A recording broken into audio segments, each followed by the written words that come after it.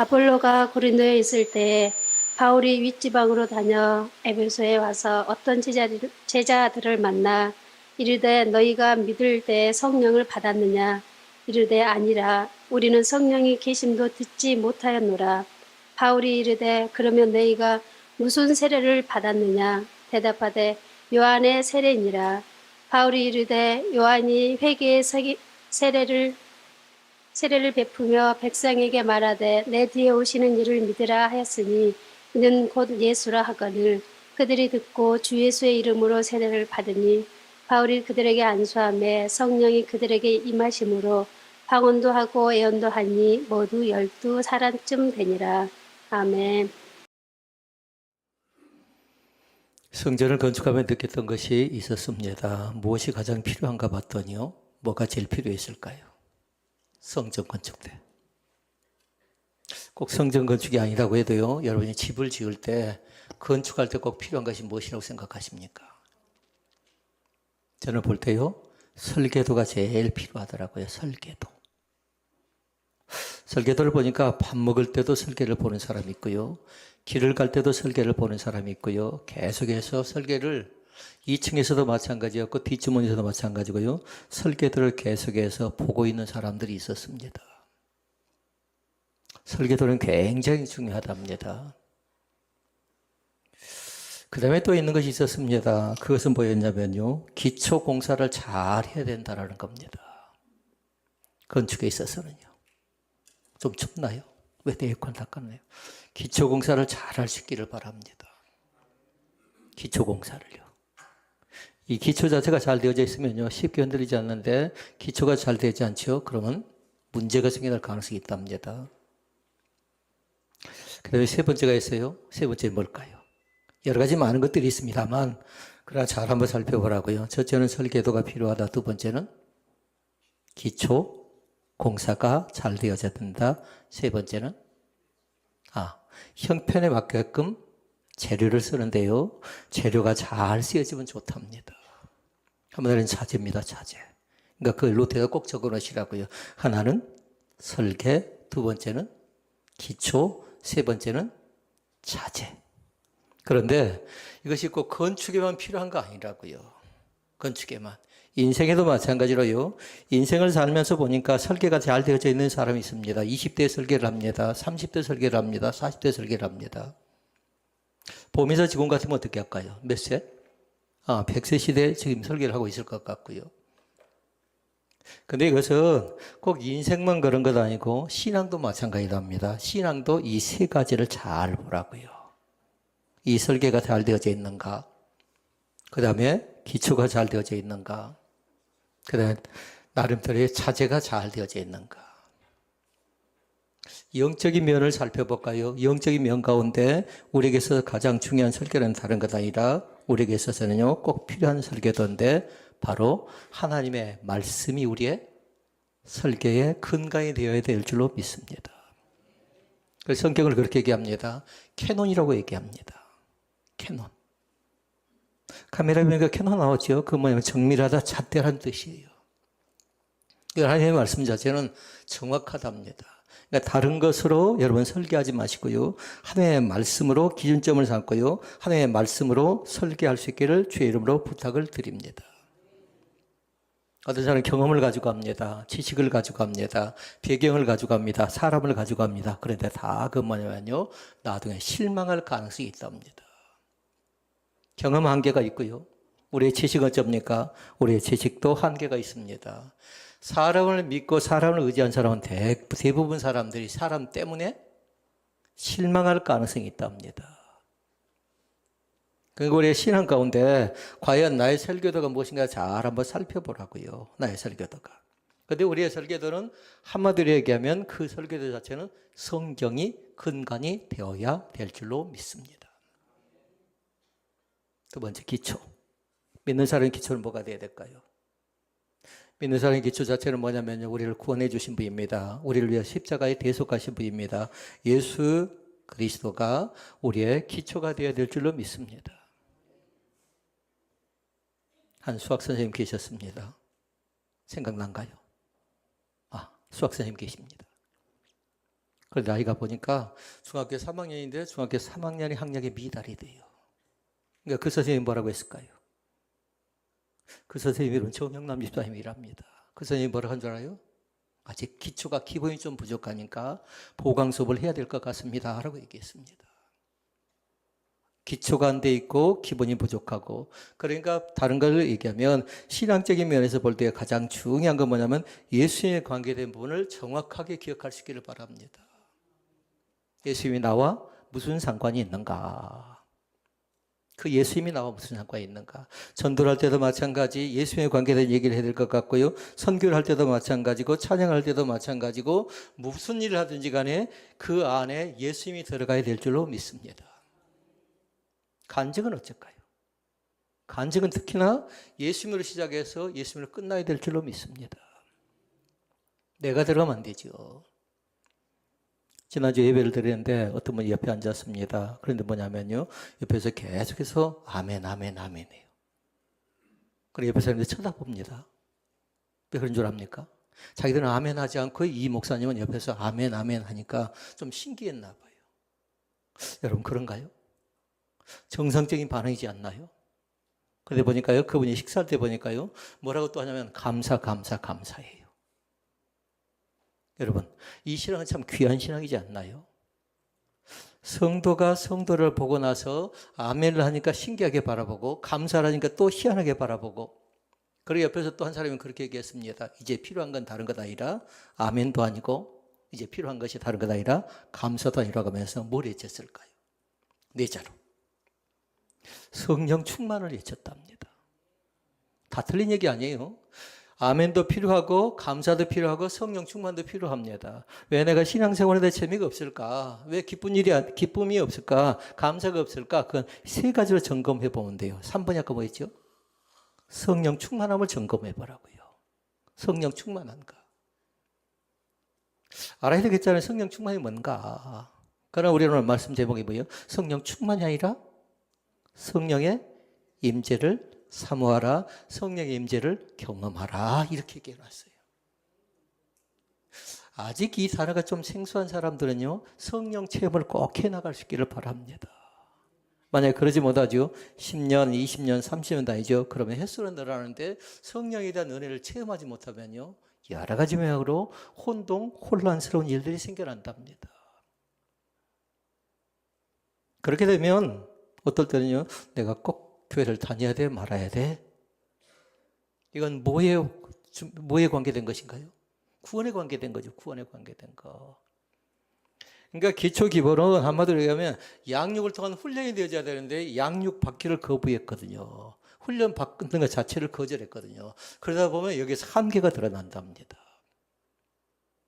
1번 뭐였죠? 설계도. 설계도는 성경으로 설계하고, 그리고 우리의 기초 자체는 예수 그리스도가 우리의 기초가 되어져야 되고, 셋째, 재료를 잘 사용해야 되는데 집 지을 때도 마찬가지예요. 그 재료 자체가 그 가정의 내용물이에요. 그 집의 내용물이라고요.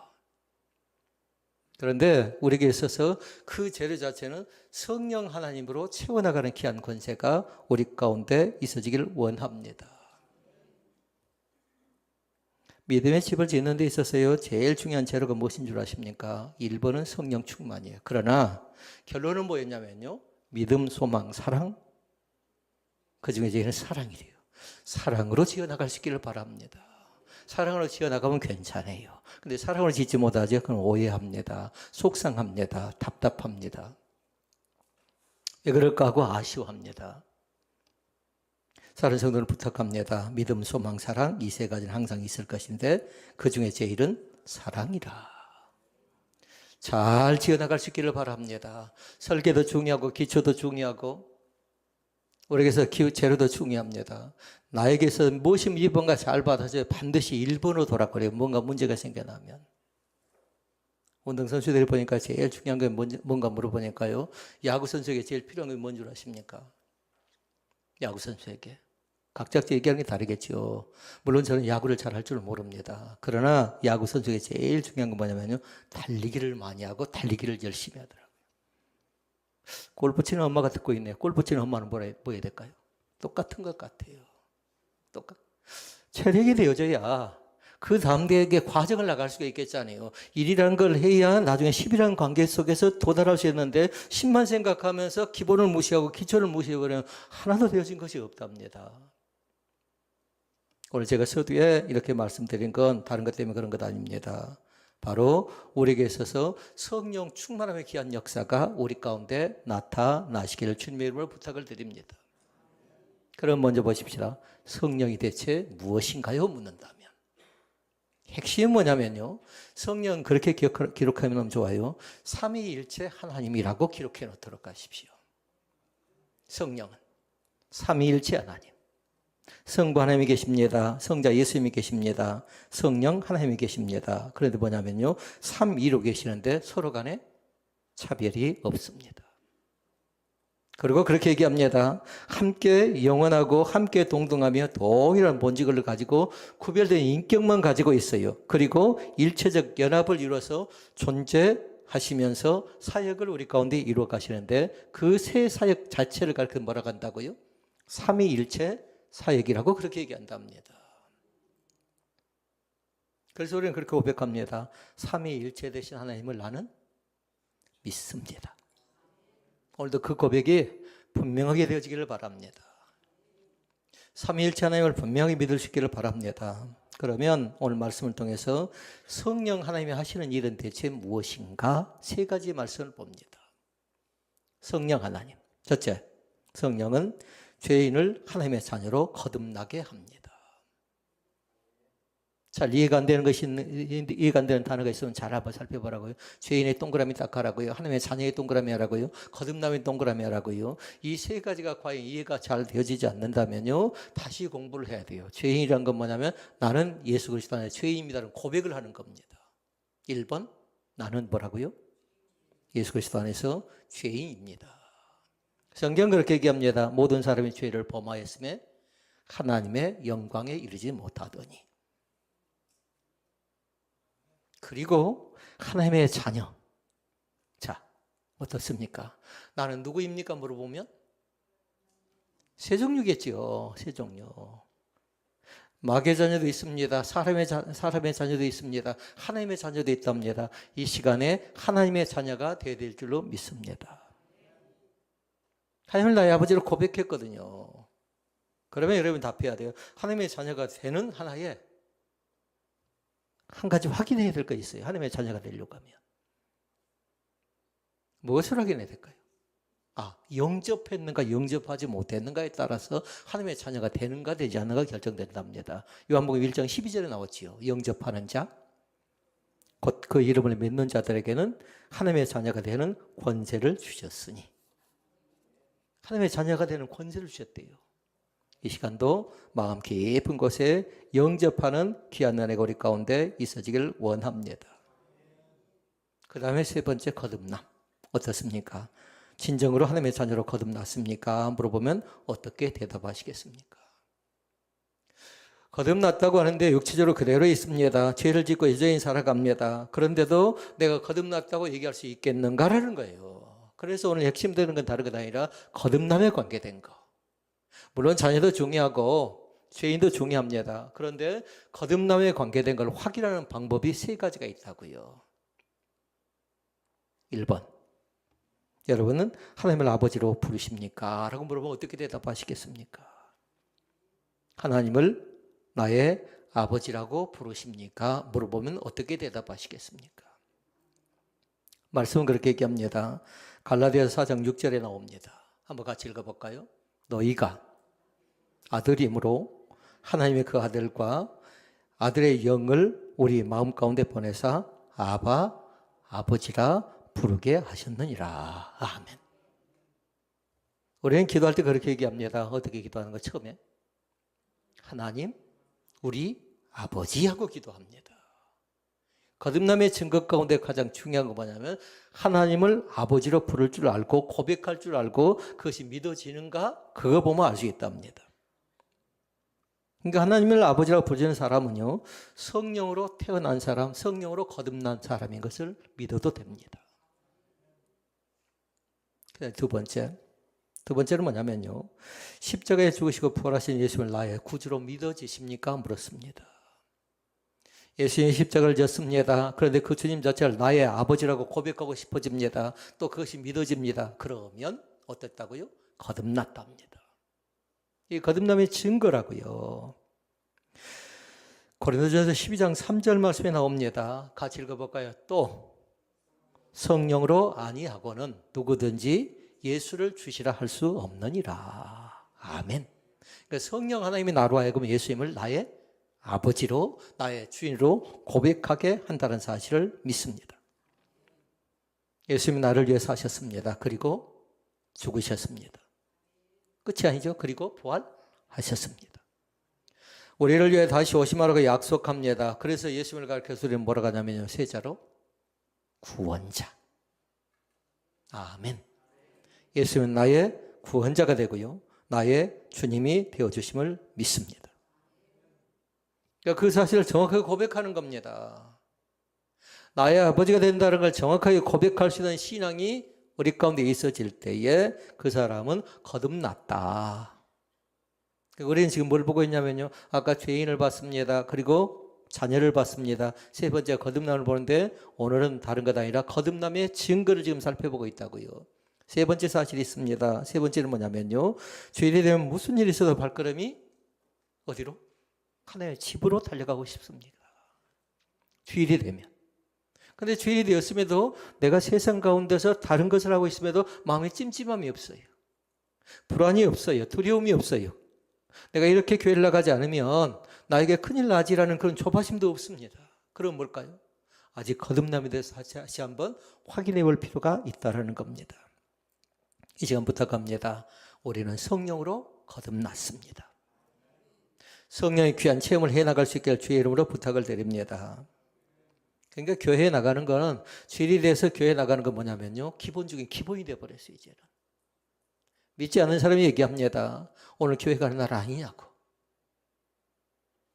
이제 교인이 이렇게 돼버린 거예요. 우리가. 믿음 없는 사람도 나를 이제 교회를 인정하고 있는데 교인이 아닌 것처럼 살아갈 때 얼마나 양면성이 있나요? 이 시간 부탁합니다. 내가 온 것은, 내 발걸음이 온 것은 성령이 내 발걸음을 인도하신 줄로 믿습니다. 내 의지로 다니는 건 한계가 있다라는 거예요. 내 의지로. 그러나 성령 하나님께 우리의 손을 맡기고요. 성령 하나님께 우리의 발걸음을 맡기고요. 찬양한 사람들 성령 하나님께 우리의 입술을 맡기고요. 그 발걸음을 주관하신 분이 온전히 나의 삶의 여정 가운데 함께 계심을 믿습니다. 이제 부탁합니다. 예수 그리스도를 주로 믿어줄 수 있기를 주의 이름으로 부탁을 드립니다. 강제로 되지지 않는답니다. 그러니까 때로는 찬양합니다. 때로는 기도합니다. 때로는 말씀 봅니다. 저절로 신앙이 자라나지는 않지요. 신앙이 자라나지 않는 건 반드시 원인이 있어요. 그러면 좀 자라나고 싶다 그런 사람은 뭐하냐면 처방을 해보고요. 그리고 나서 그에 따른 대처를 해나가야 되는데 원인조차 찾지 않으면 그 다음 단계가 진행되지 않지요. 그렇게 되면 어떻게 되냐면 양심 자체가 마비가 되어진답니다. 그걸 성경은 뭐라고 했어 그것을? 양심이 화인 맞아버린대요. 이 시간에 우리의 마음가짐 자체가 새롭게 다시 주님을 향할 수 있는 귀한 마음이 우리 가운데 있어지기를 원합니다. 성경은 그렇게 말씀합니다. 너희가 믿을 때에, 그 다음에 뭐 했죠? 너희가 믿을 때에 성령을 받았느냐? 나에게 물을 때에 그 질문 앞에서 대답을 정확하게 할 수 있기를 바랍니다. 너희가 믿을 때에 성령을 받았느냐 물을 때에 나도 믿고서 성령 하나님을 체험했습니다라는 그 간증의 역사가 우리 가운데 나타나시기를 주의 이름으로 부탁을 드립니다. 그러나 그 두 번째 말씀, 성령님은 우리의 성품을 변화시켜 나가십니다.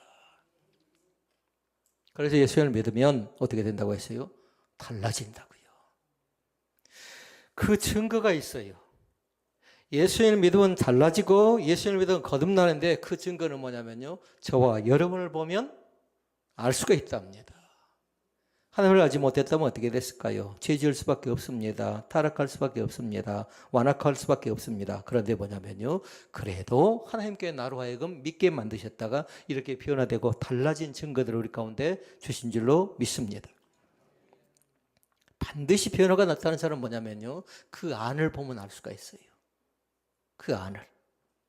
그러니까 내 마음속에 누가 계시냐면 성령 하나님이 어떻게 될까요? 내주하고 계신답니다. 성령 하나님이. 그러니까 여러분, 날마다 모시고 살라고 해요. 성령 하나님, 내가 찬양합니다. 성령 하나님, 오늘 교회 갑니다. 성령 하나님, 내가 저 사람 만나러 갑니다. 물어보라고요. 만나고 굉장히 기분이 안 좋은 사람도 있지요. 얘네들이 다 뺏어가 버리니까. 근데 어떤 사람을 만났더니요, 늘 앉아서 뭐 해요? 아까 어떤 목사님? 아멘, 아멘 하고. 또 뭐 했어요? 감사하고. 또 뭐 했다고요? 성령 충만하고. 그러면 뭐냐면요, 그 사람을 만나 처음에는 좀 부담되는, 나중에 보니까 에너지를 빼앗기지 않았어요. 그 사람을 통해서 영이 전달되니까 성령 충만함의 역사가 그분을 통해서 나에게도 전달되어진 줄로 믿습니다. 그러니까 한 사람은 그 정도로 중요합니다. 나를 전도했던 사람이, 나에게 복음을 전했던 사람이 뭔가 영적 영향력이 있죠. 그러면 그 사람 때문에 더 신앙이 자라날 가능성이 있는데요, 나를 전도한 사람이 흐지부지해요. 내가 신앙이 잘하든가 안 잘하든가 관심도 없어요. 그렇게 되면 같이 죽는 겁니다. 오늘 우리의 영이 새롭게 소생케 되는 귀한 은혜가 우리 가운데 나오기를 주의 이름으로 부탁을 드립니다. 우리의 성품에 대한 변화는 뭘로 알 수가 있냐면요, 성령의 열매가 맺혀지기 시작해요. 그 사람을 보면요. 교회를 다니시기보다는 말씀을 통해서 예수를 영접하고 거듭났더니 그 사람이 뭐가 맺혀진다고요? 성령의 9가지 열매가 맺혀지기 시작합니다. 그런데 중요한 거 있어요. 그 9가지가 다 따로따로가 아니라는 겁니다. 암송을 하면 달달달 암송을 합니다. 사랑을 합니다. 희락을 합니다. 절제를 합니다. 온유를 합니다. 그런데 그게 다 따로가 아니라는 거예요. 함께 같이 연합된 지체인 것을 믿습니다. 우리가 나중에 이제 체계적으로 한번 볼 건데요, 주도형의 사람이 조심해야 될 거 있어요. 일을 맡기를 원합니다. 그런데 뭐냐면 주도형의 단점은 뭐냐면 같이 함께하는 것 자체는 부담스러워한답니다. 내가 4가지 영 가운데 주도형이라고 생각되는 사람은 이거 장점도 있어요. 추진력이 있죠. 밀고 나갈 의지가 있으니까. 그런데 단점은 뭐라고요? 함께 같이 하는 것. 왜? 내가 해야 되는데. 내가 하고 싶다고요. 갈라디아서 5장 22절로 24절 말씀 얘기합니다. 오직 성령의 열매는 사랑과 희락과 화평과 오래 참은 자비 양선, 충성, 온유, 절제 이 같은 것을 금지할 법이 없다라고 분명히 얘기합니다. 반드시 나에게도 이 은사와 이 은혜가 있어지게 될 줄로 믿습니다. 여러분이 노트에 적던, 여러분이 핸드폰에 적던, 여러분 성경이 기록된 걸 보든지 간에 내가 과연 이 9가지 은사 가운데 어떤 은사를 받는가 확인해 보라고요.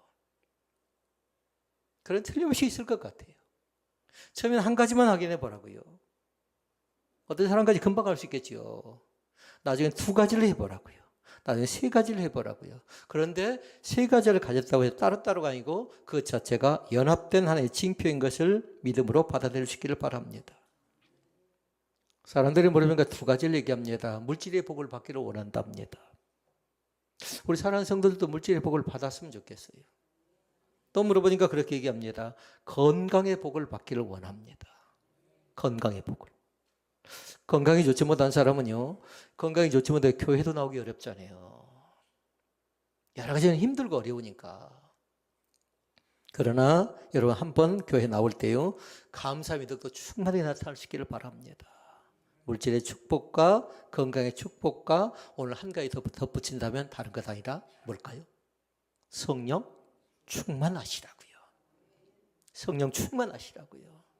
성령 충만하면 변화가 나타나는데 얼굴빛이 다르답니다. 왜요? 은혜 받았으니까 그런 거죠. 성령 충만하지 못하죠. 그러면 답답해요. 막혀 있으니까. 그럼 금방 알 수 있답니다. 사람과 사람 사이는 관계잖아요. 왜 저 사람 마음에 닫을까? 왜 저 사람 예수 그리스도를 마음속에 모시고 살아간 사람이 저럴까라는 아쉬움이지요. 이제 하나님의 몸된 교회 살아가는 성도들이 마음이 활짝 열려주세요. 주님의 이름을 고백한 사람들이 협력된 공동체의 신앙의식을 날마다 체험할 수 있기를 주의 이름으로 부탁을 드립니다. 마지막 3번째 말씀입니다. 3번째는 뭐냐면 성령 하나님을 의지하죠. 우리에게 힘과 능력을 공급해 준답니다. 우리에게 주신다고요. 무슨 힘을? 성령의 힘을. 뭘 준다고요? 성령의 능력을 강력하게 나에게 베풀어 주실 것을 믿습니다. 사람들에게 물어보니까 그렇게 얘기합니다. 나도 사랑하고 싶대요. 그런데 중요한 건 뭐냐면요. 사랑도 사랑할 힘이 있어야 사랑할 수 있답니다. 구제도 하고 싶답니다. 그런데 구제할 여유와 구제할 마음이 없답니다. 용서하고도 싶답니다. 그런데 용서하는 방법도 모르고요. 용서할 수 있는 힘도 능력도 없답니다. 그러니까 용서가 안 되는 겁니다. 이 시간 먼저는 나에게 하나님이 주실 때에 내 마음의 문을 활짝 여시라고요. 때로는 용서할 건 용서하고 받을 건 받아들이고요. 그리고 포용할 거 포용하고 수용할 거 수용하고요. 그러려면 여러분 이면지 자체를 딱 꺼내서 하나하나 다 적어보라고요. 내가 용서하지 못했던 건 뭔가, 내가 섬기지 못했던 건 뭔가, 내가 나누지 못했던 건 뭔가. 그러면 뭐냐면 나의 한계가 드러나잖아요. 그러니까 그걸 하나하나 극복해 나가는 겁니다. 더 어려운 여건과 상황 속에 있는 사람들도 헤쳐나가고 있습니다. 그런데 나는 왜 이럴까 하고 탄식하고 통곡하고만 있다라면요, 그 사람의 신앙은 계속 힘들어집니다. 그럴 때는 답답하지요. 아쉽지요. 찬양을 불러도 기도를 하려고 해도 또 예배를 드려도 답답한 마음이죠. 그럴 땐 다른 것으로 하지 마시고요. 묵상을 깊이 있게 해볼 수 있기를 바랍니다. 혼자 해야 돼요. 다른 사람을 통해서 뭔가 해결을 받으려고 하죠. 그러면 의존하게 되면요, 또다시 어려움 속에 빠질 가능성이 있어요. 그런데 하나님과 나 사이에 막힌 담이 없는 각을 잘 살펴서요, 하나님과의 관계를 통해서 해결을 받는 귀한 역사가 우리 가운데 나타나야 될 줄로 믿습니다. 답은 다른 것 아니었습니다. 1번이 아까 뭐였냐면요, 성경이었고, 2번이 뭐였던가요? 예수였고, 3번이 뭐였던가요? 성령 충만이었습니다. 어떤 사람은 오늘 말씀을 잘 받았습니다. 서두에 다 받았어요. 어떤 사람은 끝났음에도 불구하고 말씀을 잘 기억하지 못한다면 다시 하시라고요. 성령 충만 중요하고, 나에게 있어서 예수 중요하고, 나에게 있어서 성경이 중요하다는 사실을 날마다 잃어버리지 않기를 원합니다. 이것이 성령이 우리 가운데 오신 목적이라고요. 이걸 다른 말로 얘기하면 성령의 강림한 사건이랍니다. 그러니까 지난주는 무슨 날이었던가요? 성령 강림주일이었죠. 오순절이라고 하죠. 5오자에다 순자가 뭐든가요? 10순자랍니다. 그러니까 10번 찾아오는 겁니다. 그러니까 다시 말씀드리면 부활절 후에 50일째 되는 날이 오순절인데, 오순절은 성령을 마음속 깊이 모시고 나의 달라진 부분을, 나의 거듭난 부분을 온전히 증거하고 자랑하는 귀한 절기인 것을 날마다 마음속에 맺고 살아갈 수 있기를 바랍니다. 말씀의 제목으로 정리합니다. 성령 임재를 사모하라. 성령 임재를 경험하라. 그 주인공이 바로 우리가 되어져야 될 줄로 믿습니다. 우리 아버지 하나님.